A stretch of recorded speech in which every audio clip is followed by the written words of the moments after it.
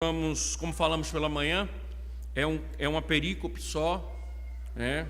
Então nós vamos trabalhar por partes para entendermos cada parte, os detalhes das partes.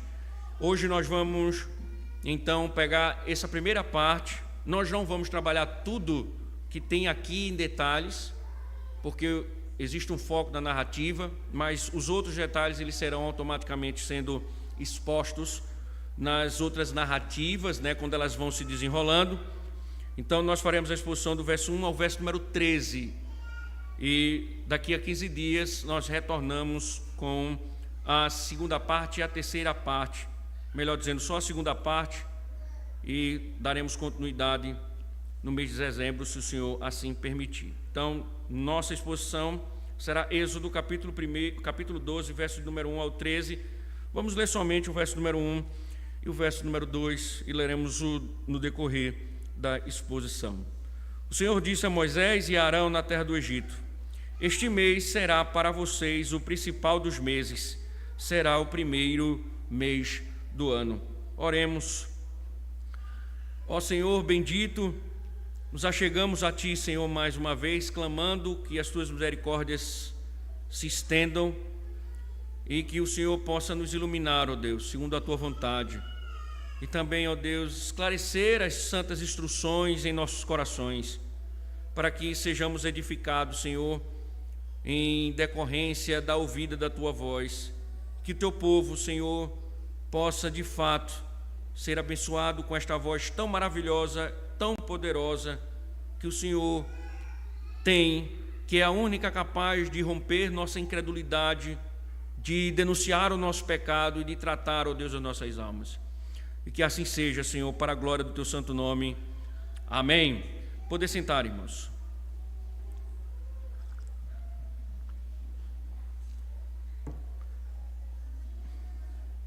Irmãos, existem muitos assuntos que nós estamos tratando desde quando começamos a expor o livro de Êxodo.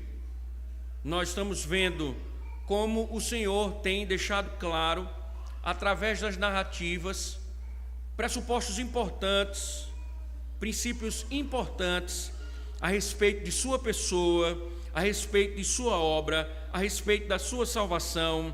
Enfim, Deus tem se revelado e tem revelado temas importantes para o conhecimento do povo de Deus. E as exposições de Êxodo, elas também estão externando os inúmeros pecados egípcios. Nós estamos vendo no decorrer das exposições a quantidade de pecados que os egípcios cometiam. Nós vimos desde o início escravidão, nós temos a opressão, nós temos infanticídio, nós temos a idolatria, nós temos a soberba, nós temos o orgulho. E, em resumo, irmãos, esses pecados, eles mostram muito bem um pouco da depravação dos egípcios. Esses pecados mostram um pouco da depravação egípcia, da corrupção egípcia. Logicamente, irmãos, o que as narrativas também mostram é que Deus, ele não tem sido injusto ao atacá-los com inúmeras pragas, que Deus não tem cometido nenhum ato de injustiça, que Deus não tem cometido nenhum ato de injustiça. Deus está punindo os egípcios, Deus está punindo Faraó por causa dos seus pecados. Mas, em toda essa trama de justiça, talvez você não tenha pensado sobre a razão pela qual Deus evitou as desgraças que atingiram a terra de Gósen. O que as narrativas estão mostrando? Que Deus está julgando o egípcio, Deus está julgando os egípcios, Deus está julgando o Faraó, mas ao mesmo instante Deus está preservando a terra de Gósen, onde está Israel. E a pergunta que nós devemos fazer é: será que os judeus, será que os israelitas, quando comparados aos egípcios, será que eles eram tão justos e por essa razão eles foram protegidos? Será que eles eram santos e por isso Deus estava tratando eles com protecionismo? Irmãos, se vocês acham que os judeus foram retribuídos segundo a justiça deles, o Êxodo mostra que não. O Êxodo mostra que não. Israel pecou, irmãos, de várias formas. Israel pecou de várias formas. Se você lembrar bem, no capítulo 5, verso 21, vocês não podem esquecer que no episódio em que eles começaram a sofrer mais, depois que foi anunciado a libertação, vocês lembram que eles rejeitaram o profeta de Deus? Vocês lembram que no capítulo 5, 21, eles rejeitaram a palavra de Deus, porque depois que foi anunciada a libertação, o Egito o oprimiu mais ainda? Além disso, irmãos, as Escrituras mostram que Israel, o povo de Deus, era culpado de idolatria. Vocês acham que aquele povo que indicou um bezerro de ouro não tinha problemas com idolatria? Que aquilo ali foi um caso isolado? As Escrituras nos mostram que Israel, dentro do Egito, tinha problemas com idolatria. Josué, no capítulo 24, verso 14, por exemplo, ele diz: joguem fora os deuses que os pais de vocês serviram do outro lado do Eufrates e no Egito, e sirvam ao Senhor. Veja, Josué diz que os antigos pais, aqueles que estiveram no território do Egito, serviram a outros deuses. Ou seja, Israel também sucumbiu no caminho da idolatria. E Josué está dizendo: não sirvam aos deuses que os seus pais serviram, mas sirvam somente ao Senhor. Então, irmãos, 400 anos de cativeiro transformou Israel num povo idólatra. Além do povo rejeitar a palavra de Deus, quando Deus disse que ia libertá-los, este mesmo povo caminhou pelo caminho da idolatria. O que significa, irmãos? Pensem comigo. Isso mostra que Deus tinha todo o direito de afligi-los, inclusive matar os primogênitos. Deus tinha todo o direito de afligi-los e de matar os primogênitos de Israel. A pergunta então é: por que Deus assim não fez? Por que Deus não os afligiu? Por que Deus não matou os primogênitos de Israel, uma vez que Israel também era uma nação pecaminosa, era um povo que se envolvia em idolatria, era um povo que havia rejeitado a palavra de Deus? Por que Deus não afligiu Israel? Um anúncio, irmãos, da 10ª praga, como nós vimos, ele já foi feito. O que nós estamos vendo agora a partir do capítulo 12 é só uma questão de tempo. A 10ª praga vai chegar, os primogênitos irão morrer. Mas antes da execução, Moisés, o autor, tomou tempo para introduzir uma série de regras atinentes a 3 das observâncias culticas do povo de Israel. Primeiro, a Páscoa, nós vamos começar a ver introdutoriamente agora. Vamos ver os pães sem fermento, próximo encontro, e depois a dedicação dos primogênitos. Então, antes das pragas, ou da praga, o que Moisés faz? Moisés, ele explica as observâncias que são dadas ao povo de Deus. E a tarefa nossa de hoje é justamente expor a Páscoa, é a instituição da Páscoa. Ou seja, antes da praga ser derramada, Deus institui a Páscoa. Conforme a ordem divina, em resumo, Israel deveria separar um cordeiro ou um cabrito sem defeito para ser sacrificado no 14º dia. Como nós explicamos, alguns autores entendem que o início da outra praga o anúncio da 9ª praga está no 10º dia, virá 1, 2, 3 dias de pragas no 14º dia a última praga. Então, os 3 dias de trevas, o 14º dia de praga, ou seja, enquanto as trevas elas estavam tomando conta do território egípcio, Israel já estava se preparando para a Páscoa, conforme o Senhor orientava. Então, o Senhor disse que tem que separar um cordeiro sem defeito para ser sacrificado no 14º dia. Moisés é instruído pelo Senhor a dizer ao povo que o sangue do animal deveria ser passado nas ombreiras e nas vigas superiores da porta, identificando assim as residências dos judeus, e essa identificação livraria o povo do juízo.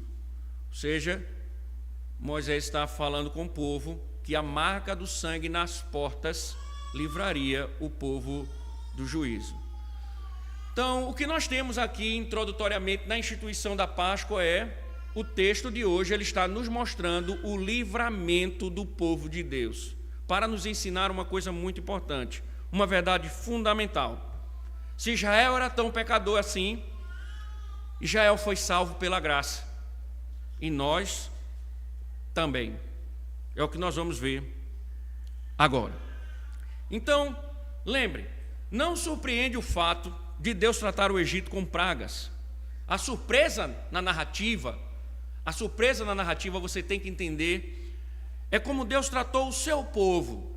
A grande surpresa agora é como Deus vai tratar o seu povo. Talvez, irmãos, por isso alguém pode imaginar que Israel não era um povo tão pecador assim, mas não era. Israel era, sim, transgressor. E é interessante, irmãos, porque a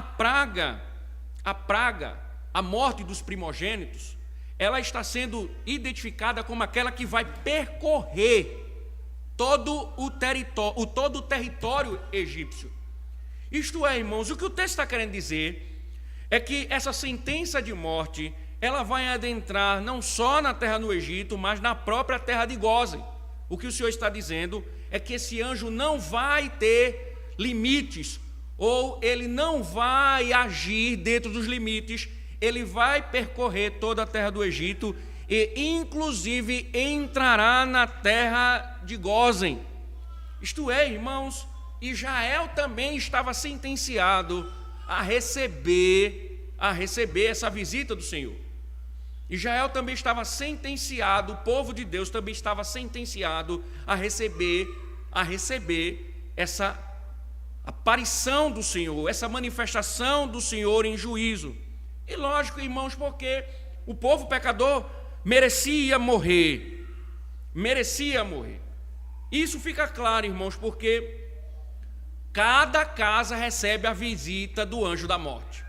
Você vai ver isso no verso número 13, e você vai ver isso no verso número 23, quando a praga ela começar a ser derramada.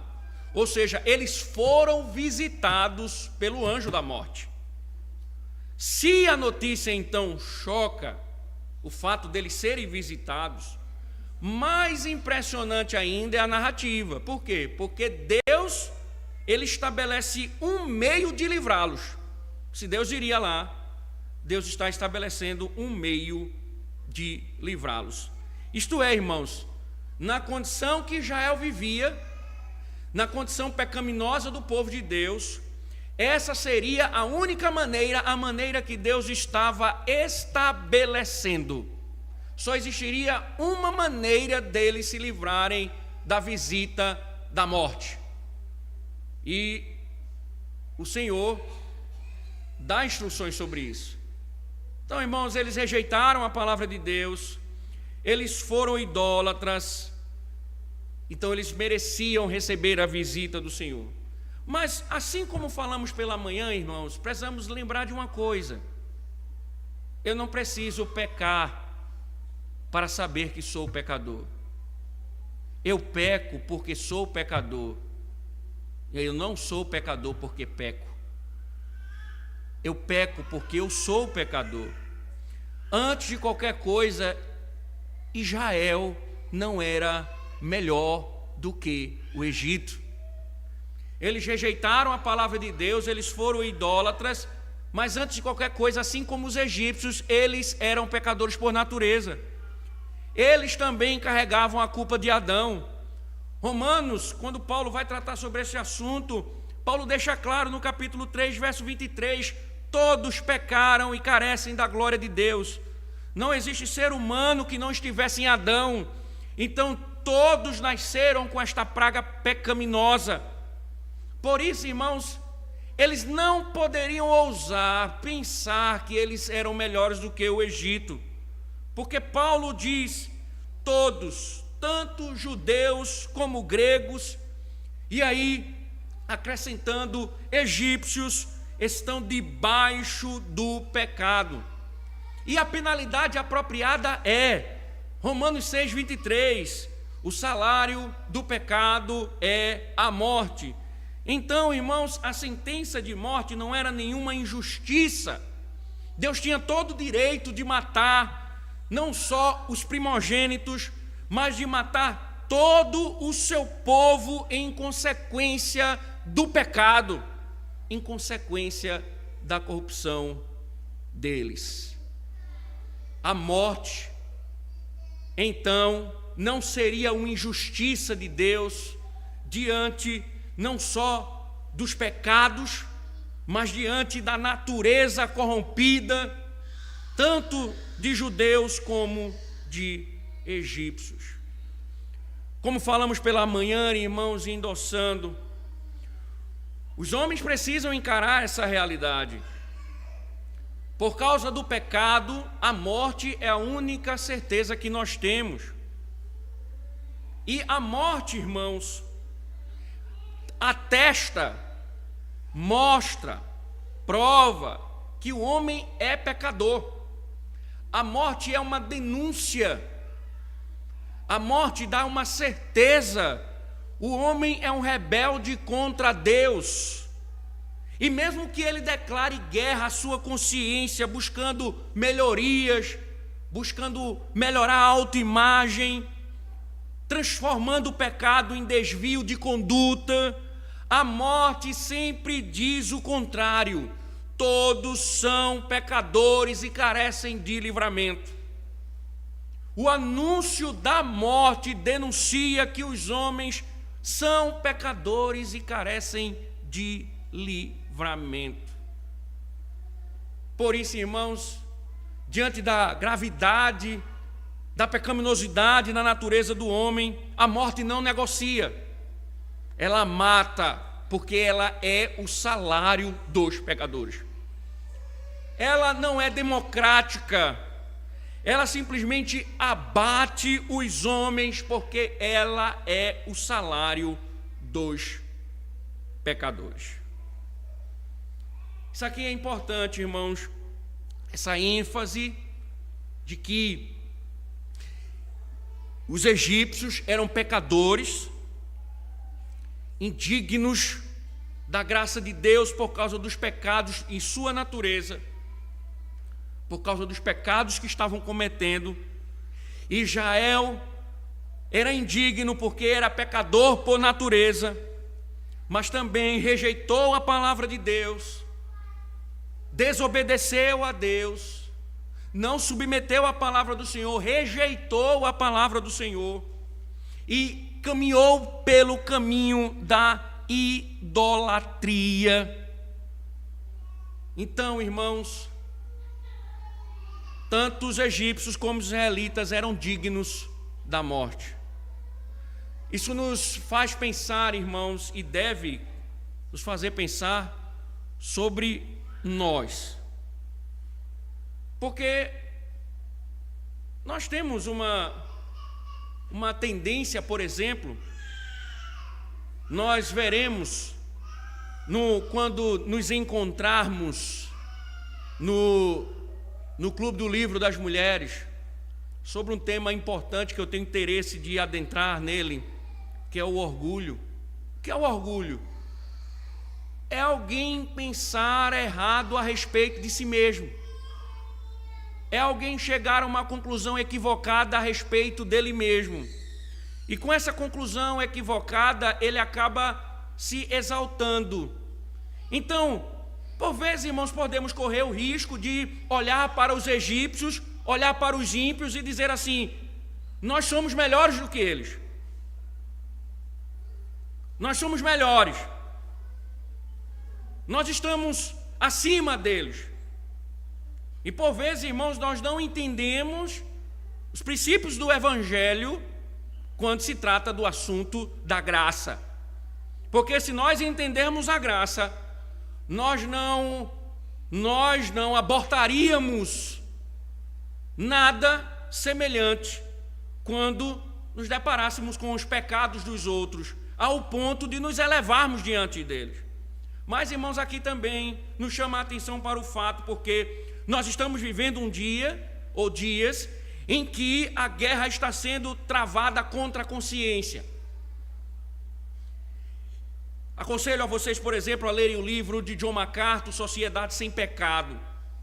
E esse livro ele é muito importante, talvez uma leitura obrigatória para todo cristão, principalmente em nossos dias. Por quê? Porque há uma guerra contra a realidade do pecado.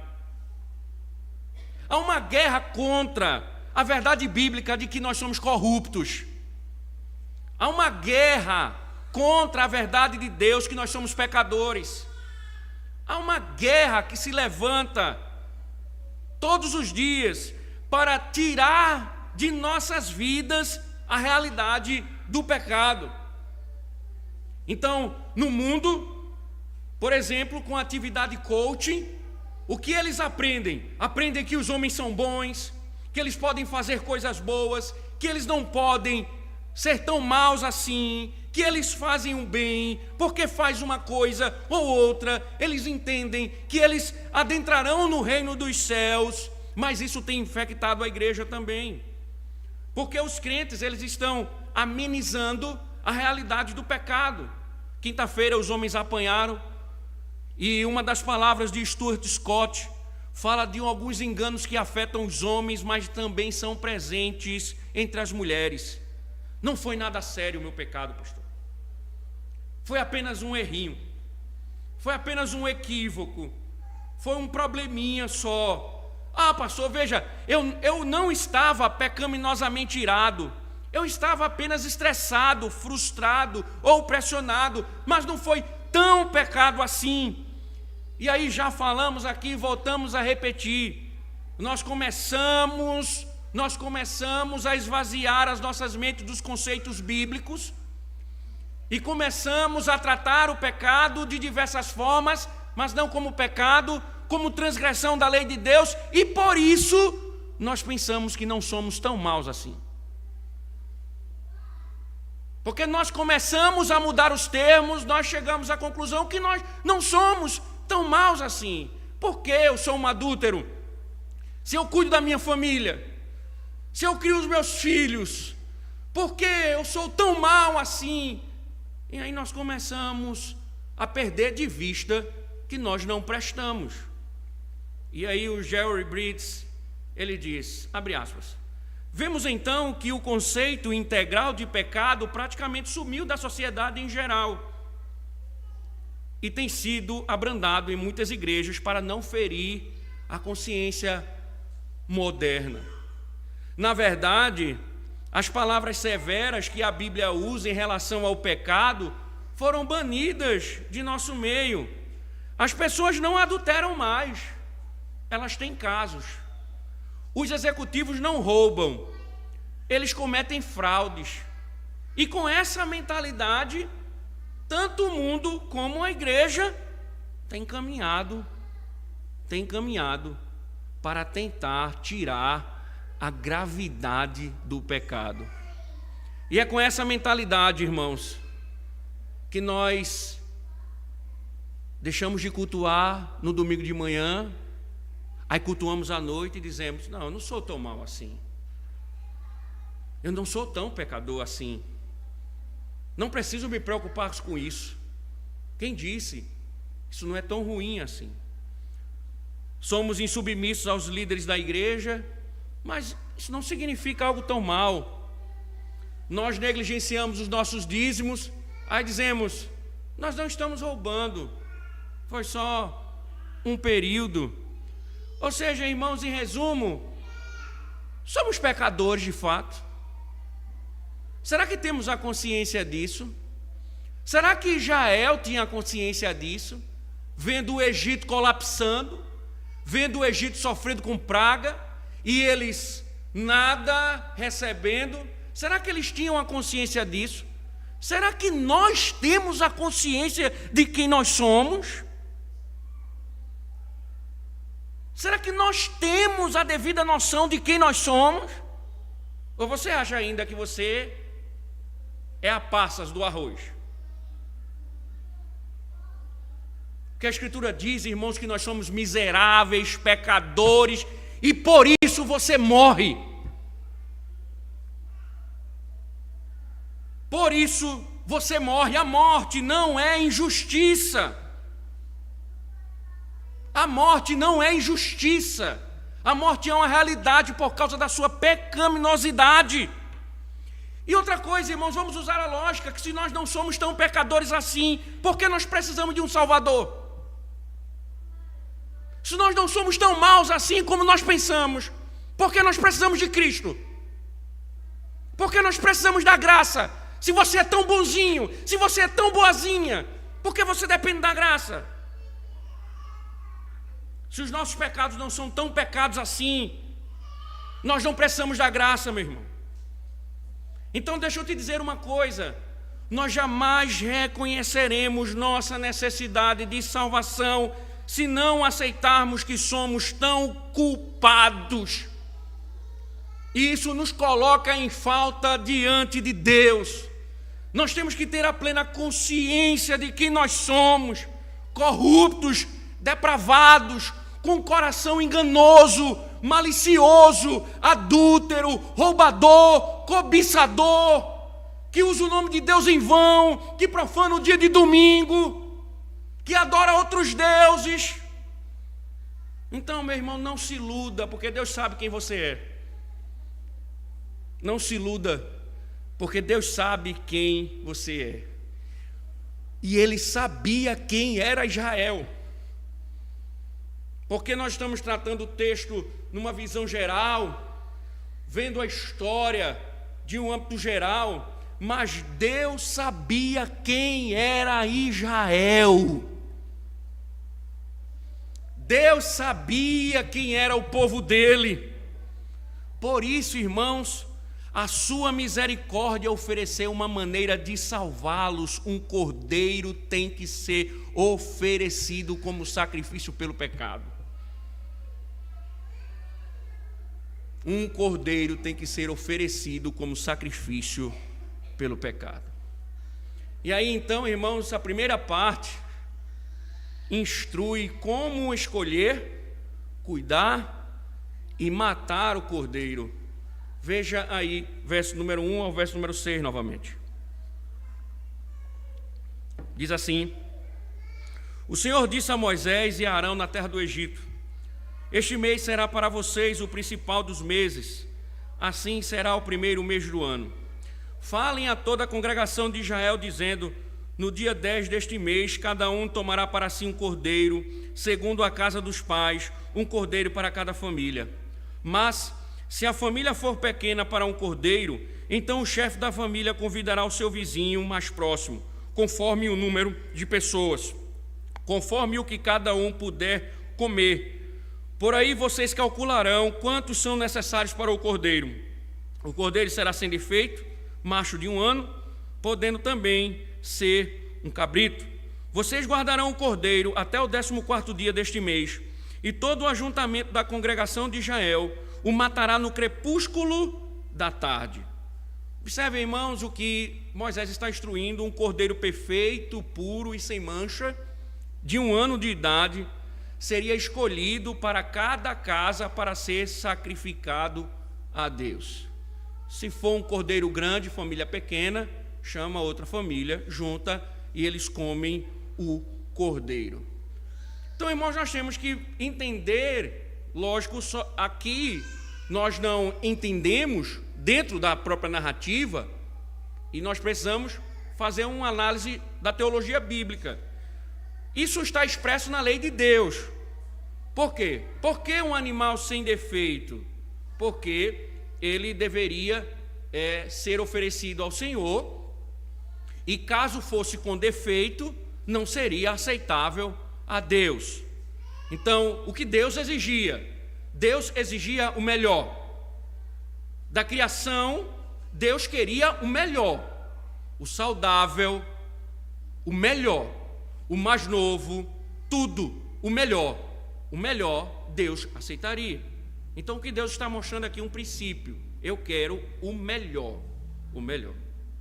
E nós, irmãos, que temos a tendência de oferecer o rabujo de nossas vidas, o único sacrifício agradável é o melhor que nós temos a oferecer. Só agradaremos ao Senhor com o melhor. Ele diz: eu quero um cordeiro sem defeito. Aí a pergunta, irmãos: vocês estão oferecendo o melhor de suas vidas? Será que vocês estão oferecendo o melhor de suas vidas?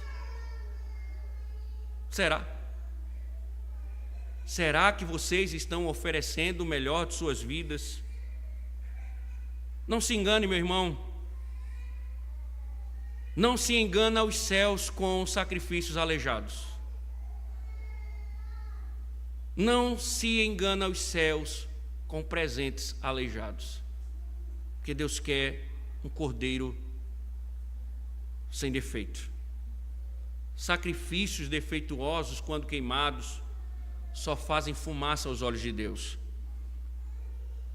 Ele só recebe o melhor do seu tempo, ele só recebe o melhor do seu lar, ele só recebe o melhor do seu serviço, ele só recebe o melhor do seu dinheiro. Então, não adianta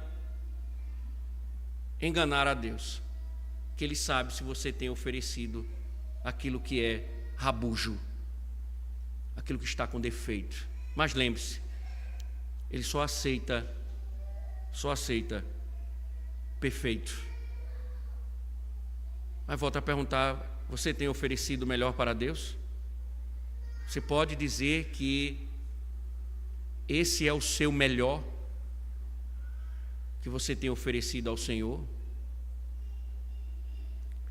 Então essas são as instruções iniciais do Senhor, meus irmãos. Mas as instruções continuam. Verso número 7 a 11, veja o que diz. E essa é a parte destacável aqui na narrativa. Essa é a parte destacável. Pegarão um pouco do sangue e o passarão nas duas ombreiras e na viga superior da porta, nas casas em que comerem. Naquela noite comerão a carne assada no fogo, com pães sem fermento e ervas amargas. Não comam do animal nada cru, nem cozido em água, porém assado ao fogo, a cabeça, as pernas e as vísceras. Não deixem nada do cordeiro até pela manhã. O que, porém, ficar até pela manhã, queime. É assim que vocês devem comê-lo, já prontos para viajar, com as sandálias nos pés e o cajado na mão. Comam depressa, é a Páscoa do Senhor. Então, em detalhes, irmãos, é dito aqui que a refeição ela serviria como um lembrete anual do sofrimento no Egito. Então, ele diz que aqui as ervas amargas os lembrariam de como os egípcios fizeram amargar a vida com dura servidão, em barro e em tijolos, e com todo o trabalho no campo. E o pão, isso vai ficar mais claro no verso 14, certo? O pão sem fermento lembraria de como tiveram de fugir às pressas, e Moisés diz: nada do cordeiro pode sobrar.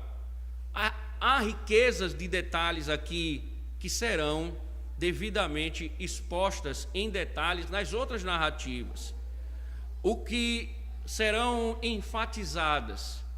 O que nós queremos chamar a atenção, porque esse é o objetivo da narrativa, uma vez que ela está fazendo um resumo, é justamente o sangue, que o que se destaca aqui é o sangue do cordeiro que é visto nas ombreiras e na viga da porta, e é esse sangue que vai livrar os primogênitos israelitas. Então, o que nós temos aqui logo de cara, que Moisés está nos ensinando, é que aqui nós temos uma troca.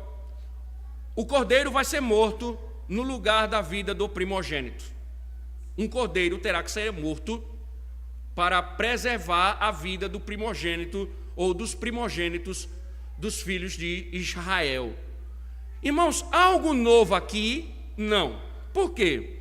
Lembre-se, vamos fazer uma teologia bíblica. Qual animal morreu para cobrir a nudez de Adão e Eva? Você lembra que no Éden, Adão e Eva, quando pecaram, tentaram se vestir e Deus cobriu Adão e Eva com peles de um animal.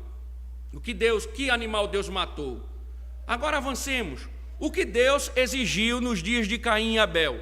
As Escrituras dizem que Abel ofereceu as primícias do seu rebanho e da gordura deste, e o Senhor se agradou de Abel e de sua oferta, ao passo que de Caim de sua oferta não se agradou. Quando Abraão estava a sacrificar seu filho, o anjo disse: não estendas a mão sobre o rapaz, e nada lhe façais, pois agora sei que temes a Deus, porquanto não me negaste o filho, o teu único filho. Então um cordeiro apareceu. Tendo Abraão erguido os olhos, viu atrás de si um cordeiro preso pelos chifres entre os arbustos. Tomou Abraão o carneiro e ofereceu em holocausto em lugar de seu filho. Levítico 16 diz que no cerimonialismo do templo, o sumo sacerdote sacrificava um cordeiro como sacrifício pelo pecado, conforme as instruções da lei. O que nós estamos vendo nesses pequenos exemplos? Seja individual ou corporativamente, só existia uma forma de livramento. Deus estava exigindo um substituto e o modelo dele foi a morte de um cordeiro. Era preciso que um cordeiro padecesse em substituição. Mas do que se trata, irmãos? O que esse cordeiro trata? Finalmente, irmãos, nós precisamos observar a linguagem bíblica, a linguagem teologicamente bíblica, porque no dia de João Batista, ele viu Jesus que vinha para ele e disse: eis o Cordeiro de Deus que tira o pecado do mundo. Paulo diz que Cristo, nosso Cordeiro Pascual, foi imolado. 1 Coríntios 5,7. O que nós estamos vendo, irmãos, é que este era o plano de Deus desde o início, que um cordeiro morresse pelo povo, e Cristo é a providência de Deus. Deus providenciou aquilo que exigia. Cristo, irmãos, como um cordeiro, automaticamente atendeu o padrão de perfeição de Deus. No Êxodo, o cordeiro tinha de ser fisicamente perfeito. Cristo foi totalmente sem pecado, nasceu de um milagre. A gestação é milagrosa e ele viveu sem pecado. Pedro disse: não cometeu pecado, nem dolo algum se achou em sua boca. O autor aos Hebreus diz que ele foi tentado em todas as coisas à nossa semelhança, mas sem pecado. Até Pôncio Pilatos disse: não acho nele crime algum. Outra coisa interessante, irmãos, qual foi o dia do seu sacrifício? Ele foi crucificado justamente na época da festa da Páscoa. É só olhar João 13, João 18. Então, o que as narrativas estão fazendo? Elas estão estabelecendo um vínculo entre a primeira e a última Páscoa, a paixão de Cristo. Por exemplo, irmãos, o dia de sua entrada triunfante em Jerusalém foi no mesmo dia em que os cordeiros pascuais foram levados para a cidade. E quando Jesus celebrou a última ceia com os seus discípulos, ele estava celebrando a Páscoa. Ele disse: este é o meu corpo, este é o meu sangue. Embora os discípulos não entendessem, o que Jesus estava dizendo é: essa Páscoa, meus servos, fala de mim, porque eu sou o cordeiro sacrificial. Veio a crucificação no fim da tarde, na véspera da Páscoa. Ao escurecer, Cordeiros seriam sacrificados em todas as casas, segundo a lei de Moisés. Na cidade inteira, os pais já se preparavam para oferecer o cordeiro. No templo, o sumo sacerdote também se preparava para matar um cordeiro pelo povo. E lá estava Jesus pendurado na cruz e o sangue sendo derramado. Então, irmãos, o capítulo 12, ele está jorrando sangue. Esse cordeiro está sendo morto e está jorrando sangue. E não tinha como, irmãos, abater um animal sem derramar sangue. E após derramado, deveriam passar nas ombreiras e viga, pois o sangue vos será por sinal nas casas em que estiverdes.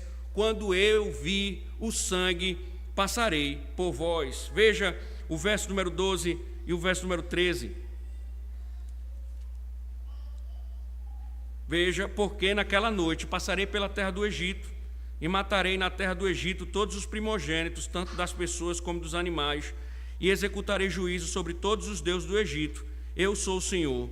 O sangue será um sinal para indicar as casas em que vocês se encontram.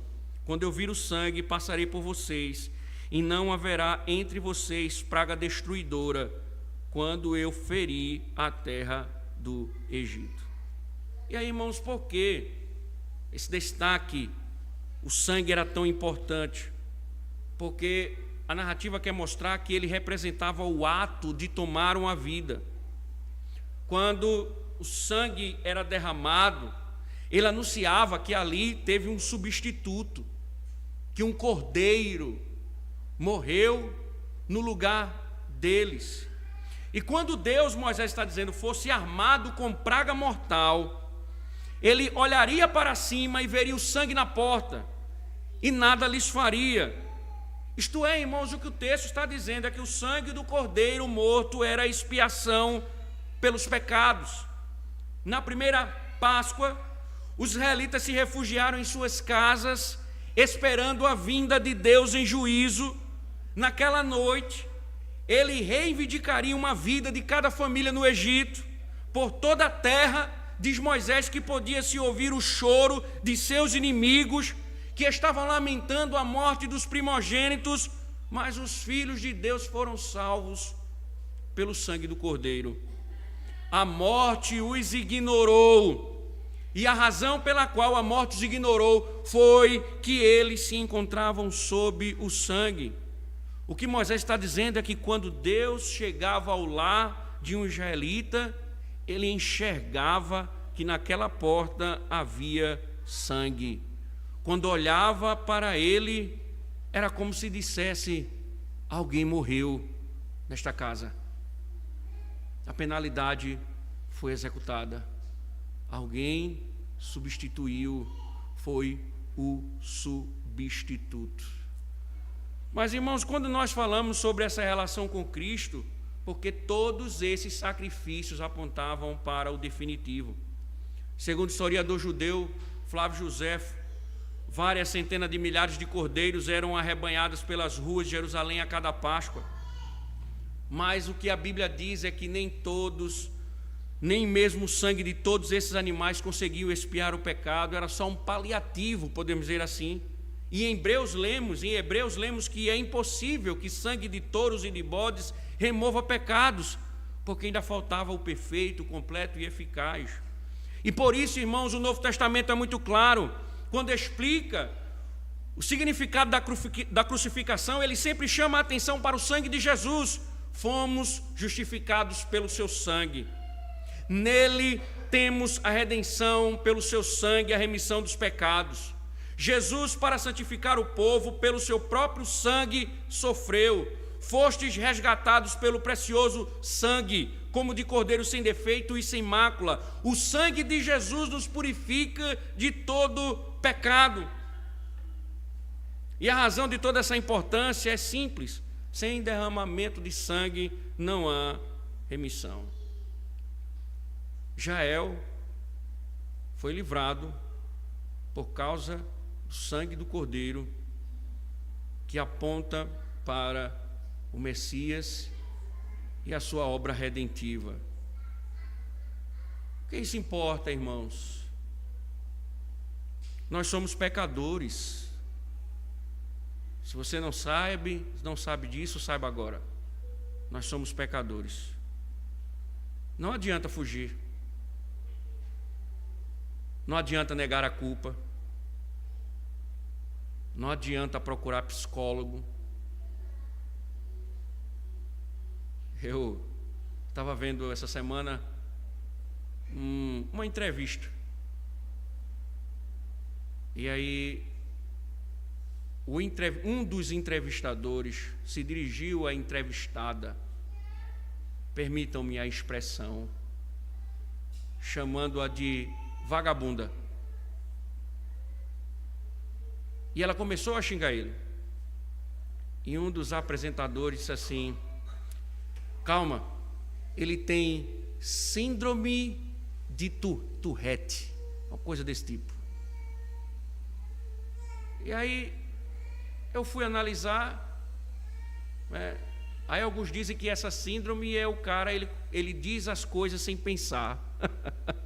É síndrome agora. Que pouca vergonha. Aí sabe o que é interessante? Que ele foi agressivo e ela respondeu à altura. Quando ele disse, ele tem síndrome, ela, me desculpe, está justificado o seu ato.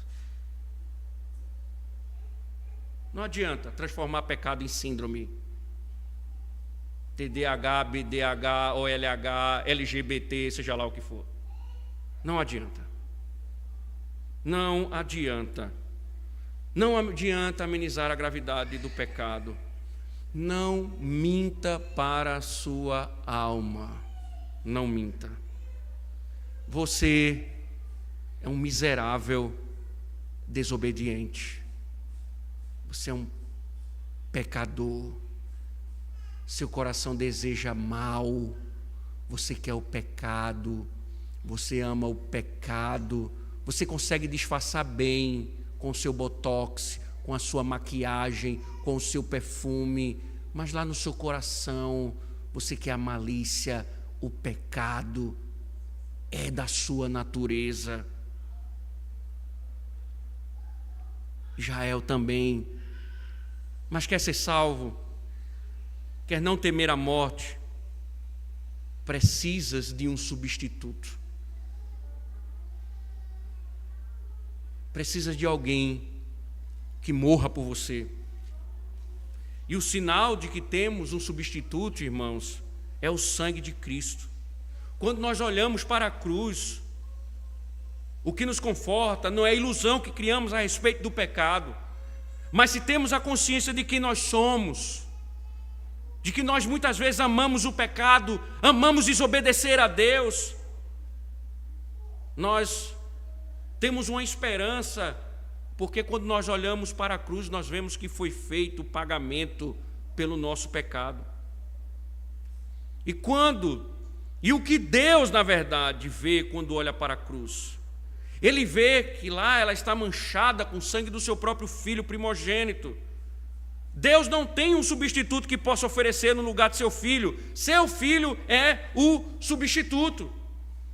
Então a única forma de escaparmos de nossa condição, de nossa corrupção, de nossa depravação, de quem verdadeiramente nós somos, é através do sangue do Cordeiro. Não adianta, meus irmãos, buscarmos redenção em métodos que não sejam de Deus.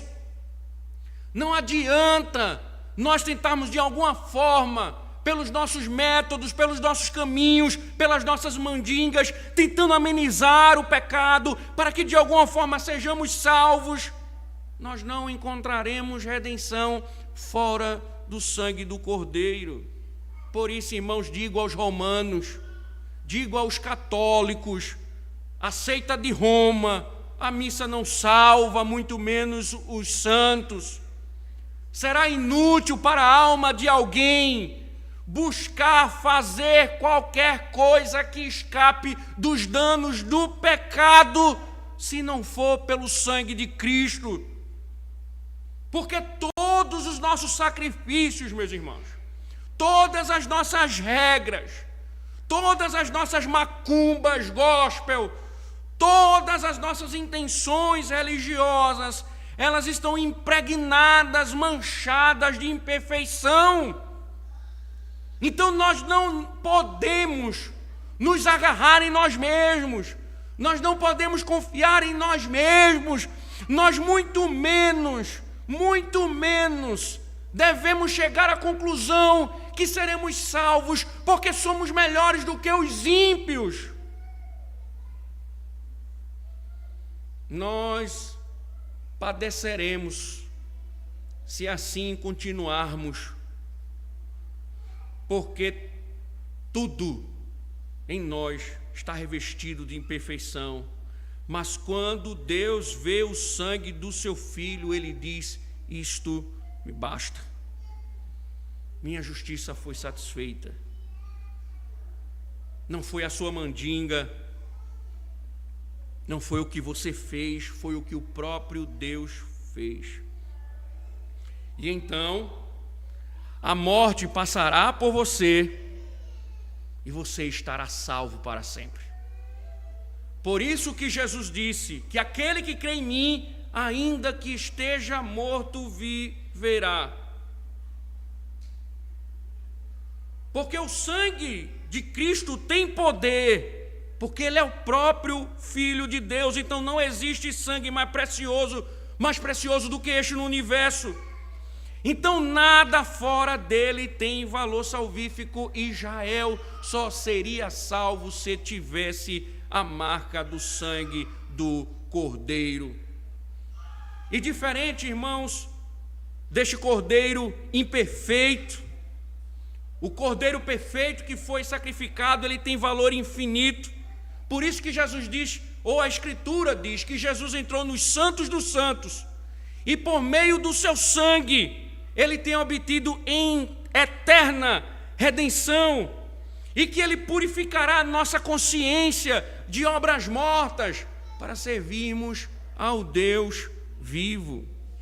Então, irmãos, o que o texto está nos mostrando é que a única maneira de sermos salvos do pecado e libertos da morte é por meio de Jesus Cristo, o Cordeiro de Deus. E Deus chama todos para confiarem em seu sangue. E foi isso que os israelitas fizeram, irmãos, na primeira Páscoa. Eles confiaram no sangue, colocaram o sangue nos batentes, entendam. Foi um ato de fé. Eles ouviram de Moisés, para que não fossem atingidos pela morte, eles precisavam crer na palavra de Deus. Isso significava que eles deveriam fazer como Moisés estava orientando. Então, pela fé, na palavra de Deus, dita por Moisés, cada família escolheu um cordeiro perfeito. Foi pela fé que eles tiraram sua vida e assaram com ervas amargas, e foi pela fé que eles aspergiram seu sangue na porta.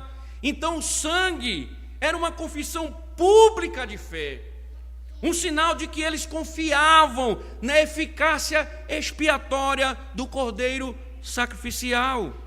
Por isso que eles também foram salvos pela graça por meio da fé. Eles não foram salvos pelas suas obras, pela bondade inerente. Eles eram pecadores, idólatras, depravados, desobedientes, insubmissos, mas eles creram que o sangue ali iria livrá-los. Eles tinham que confiar naquele sangue, e Deus providenciou o Cordeiro. Eles confiaram no Cordeiro. E aí Hebreus 11 diz que pela fé Moisés celebrou a Páscoa e o derramamento do sangue, para que o exterminador não tocasse os primogênitos dos israelitas. O texto está nos mostrando, irmãos, é que Israel foi alvo da graça de Deus. A salvação, a libertação é fruto da graça de Deus. Se você, irmãos, se você, meu irmão, acha que é tão bom, o sangue não é para você. Se você acha que não é tão mal assim, você não precisa de um cordeiro. Você não precisa de alguém que morra por você. Já que você é tão bom. Mas Israel precisou de um cordeiro. Alguém que substituísse Israel. Talvez, irmão, se alguns crentes estivessem na Páscoa, eles teriam dito: para que eu vou sacrificar um cordeiro? Eu não sou tão mau assim. Meu pecado não é tão pecado assim. Eu não sou tão depravado assim. Mas se você tivesse a devida noção, estivesse lá, você teria sacrificado um cordeiro, confiando no sangue. O que Moisés está nos mostrando, irmãos, é que o sangue foi o grande livramento daquele povo. E pelas verdades bíblicas, nós não temos como ser salvos diante da corrupção se não for pelo sangue do Cordeiro. Nós não seremos salvos a não ser pelo sangue do Cordeiro. Por isso que nós precisamos confiar em Cristo. Porque Deus providenciou o Cordeiro que tira o pecado do mundo, e todos que confiam em seu sangue serão salvos. O ladrão da cruz disse: se tu és o Cristo, desce, salva a ti e a nós.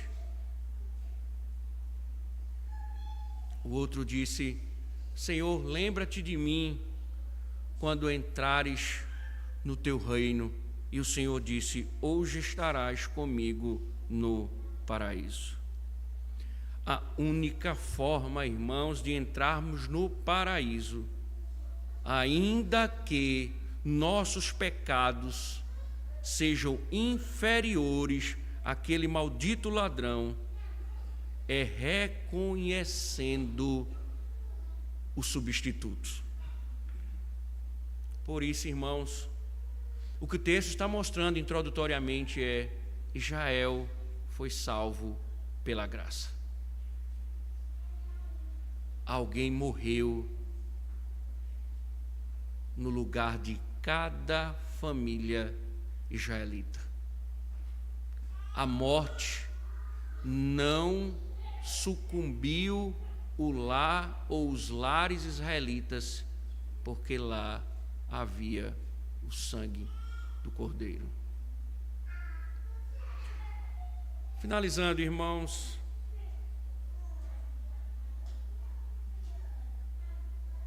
essa é a única forma de vencer esse inimigo terrível chamado morte.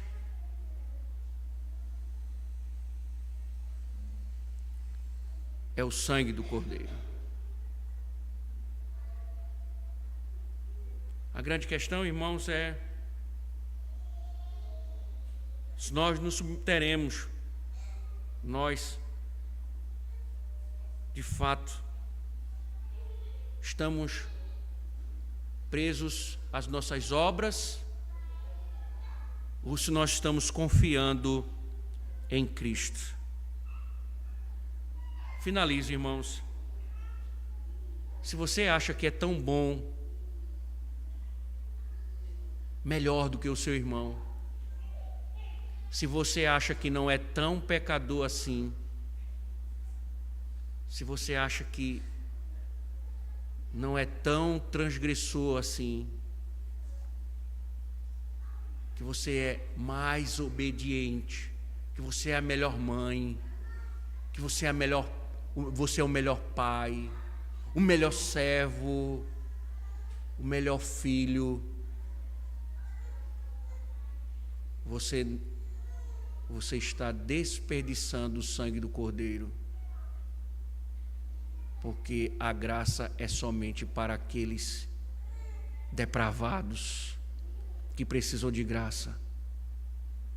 No inferno haverá orgulhosos, mas o sangue do Cordeiro só manchará aqueles que precisam de graça. Oremos. Bendito Deus, louvado seja o teu nome, Senhor, pela tua lei, pela tua palavra, por tão maravilhosa salvação, Senhor, porque foi a tua bondade e a tua misericórdia que nos salvou. Obrigado, ó Deus, pelo sacrifício na cruz. Obrigado pelo Cordeiro que nos substituiu, ó Deus. E é em nome dele que aqui nós te buscamos, te louvamos e te bendizemos, Senhor, por verdades tão maravilhosas. Obrigado, ó Deus, porque quando nós andávamos perdidos, o Senhor providenciou o resgate. Obrigado, ó Deus, em nome de Cristo. Amém.